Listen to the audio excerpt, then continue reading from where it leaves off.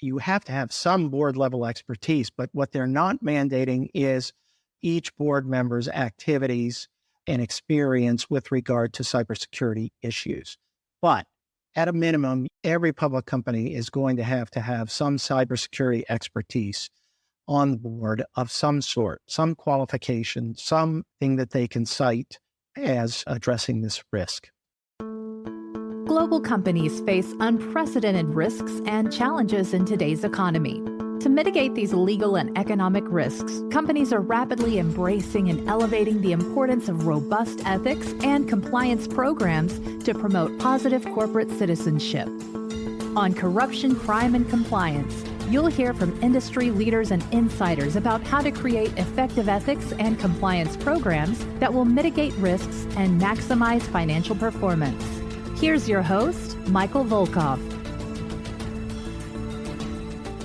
Hello, everyone. Michael Volkov here for another episode of Corruption, Crime, and Compliance. And today we're going to talk about the SEC's adoption of robust new cybersecurity disclosure rules. This is an important new set of rules. It took a long time for these rules to get enacted, over a year. And in late July 2023, the SEC announced the adoption of these new rules requiring public companies to disclose cybersecurity incidents and cybersecurity governance policies and practices. The SEC largely adopted its original proposal issued in March of 2022, but with some significant modifications, which a couple of issues we'll talk about, applicable to cybersecurity disclosure requirements and the governance requirement of including a director who has some cybersecurity experience on the board. The SEC vote was right down partisan lines, 3-2, which is not surprising. The new disclosure requirements, however, are effective no later than December 23rd of 2023 this year, or 90 days after publication in the Federal Register. Now, small public companies will face an effective date in June of 2024. The new rules include a major change in disclosure requirements, and this was the controversial part. Companies will now be required to file a Form 8K, which is a significant event or material event, to disclose material cybersecurity incidents within 4 business days of the company's determination of materiality.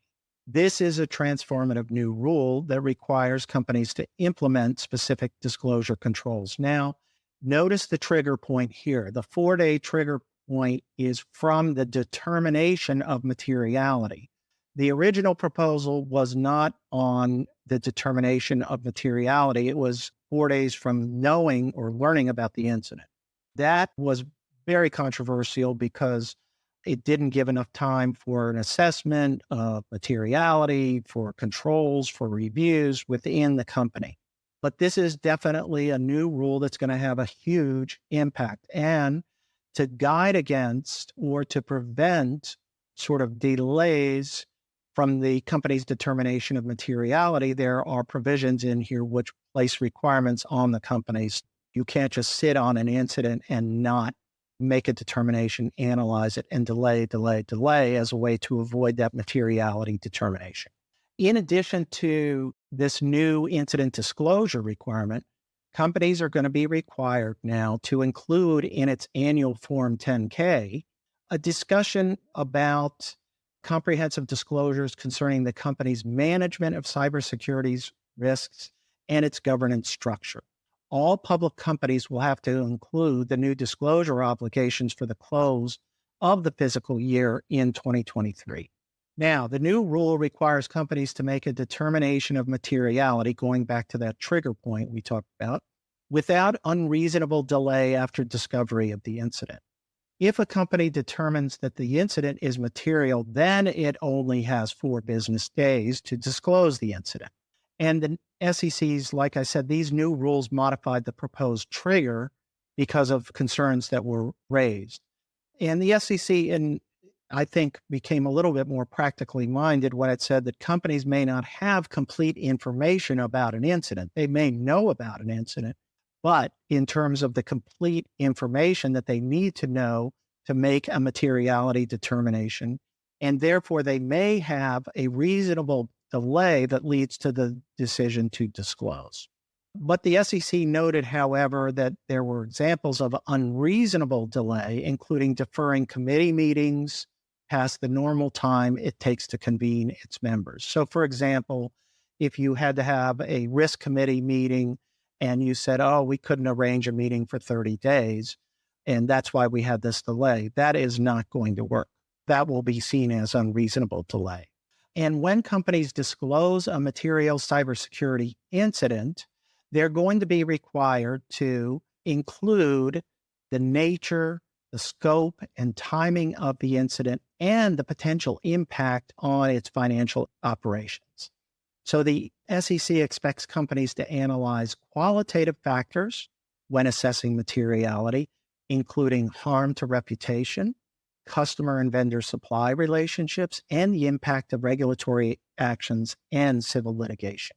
As to the technical aspects of a cybersecurity disclosure requirement, companies will retain some discretion as to the nature and extent of disclosure of incident response systems, networks, or potential vulnerabilities. Now, that makes sense in that the technical disclosure could give, let's say, hackers or somebody who wanted to do harm to the company information that could be potentially used against the company. The rules, though, define a cybersecurity incident broadly. It's, quote, an unauthorized occurrence or a series of related unauthorized occurrences on or conducted through a registrant's information systems that jeopardizes the confidentiality, integrity, or availability of a registrant's information systems or any information residing therein. The final rule also includes a broad definition of information system to mean electronic systems owned or used by a company. And here's a very important issue. It extends to third-party information systems. Now, think about the impact that that has with your vendors and suppliers. Now due diligence and now becomes even more important in terms of understanding their information security systems and their risks. This is a big issue, and I think it will have a profound impact. And this is something that companies have to address in a proactive way. So let's talk about the new 10K requirements, and then we're going to talk about the item 106 requirements. Under the new 10K requirements for the year, your annual report, companies will be required to make comprehensive disclosures in their 10K filings concerning cybersecurity risk management and governance standards, including 1, integration of risk management process for cybersecurity enterprise risk management processes. In other words, you have to integrate your risk management program for cybersecurity incidents into your overall enterprise risk management process. And you have to disclose how that occurs. 2, use of consultants, auditors, and other parties to assist in this process. So you may have to disclose who you're using for consultants, your auditors, if you're doing, let's say, cybersecurity audits, other parties to assist who are assisting in this process. 3, you have to have oversight and disclosure about your oversight and identification of risks stemming from, here you got it again, third-party service providers. And 4, previous cybersecurity incidents that have materially affected the company's business and financial conditions. So that's a quick summary of what the 10K requirements are going to be.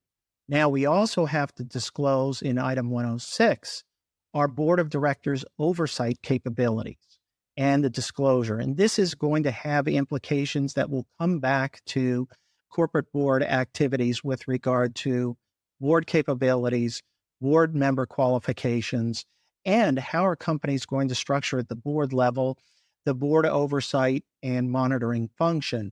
Is this going to be part of a risk management committee? Is it going to be part of an audit committee?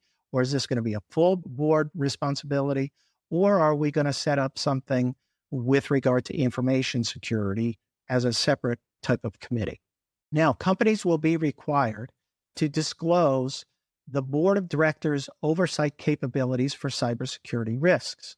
In this respect, companies are going to have to identify board committees or subcommittees responsible, one or more, for such oversight and describe the process by which the board or committee monitors cybersecurity risks and procedures for notifying the board of the committee for the occurrence of a cybersecurity incident. So what are your controls in place? What are your procedures? What are your processes that are going to be important in this situation? And what are you going to depend upon? Also, the SEC did not adopt a requirement that companies, and I mentioned this earlier, disclose the board's cybersecurity expertise. Although the SEC observed that some amount of board level experience and perspective should be included as part of any cybersecurity risk management program.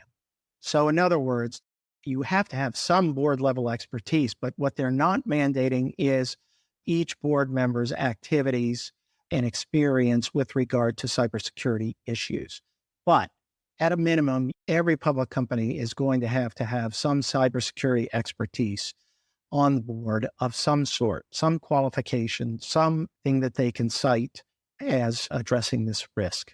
Additionally, companies, though, have to go even more comprehensive in their disclosures to include companies have to describe management's procedures and practices for assessing and mitigating cybersecurity risks. So all of a sudden, we're going to have to talk about what's our cybersecurity risk program? How are we doing this? And how are we going to mitigate the risks that occur? And what kind of policies and procedures do we have in place? What kind of risk assessment? What kind of ongoing monitoring and oversight functions are we going to have with regard to senior management over the technical information systems as part of this? So that's kind of an overview of these rules. It's going to be pretty interesting to see how this gets implemented, whether or not they'll get implemented right away. We'll probably see some kind of appeals, I would expect. But given the SEC sort of pullback on this issue, I don't anticipate that there would maybe a stay of these rules pending an appeal, but we'll see.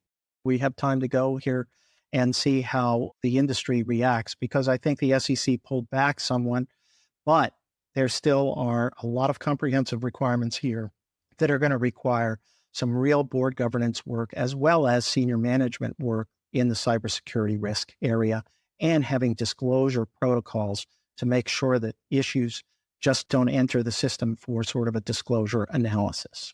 Okay, so that's our cybersecurity issue for the week. We'll see you next week when we have another episode of Corruption, Crime, and Compliance. Thanks, everybody. If you enjoyed this episode, the best way to support the show is by subscribing on your favorite listening platform. To learn more and connect with Michael Volkov, go to volkovlaw.com.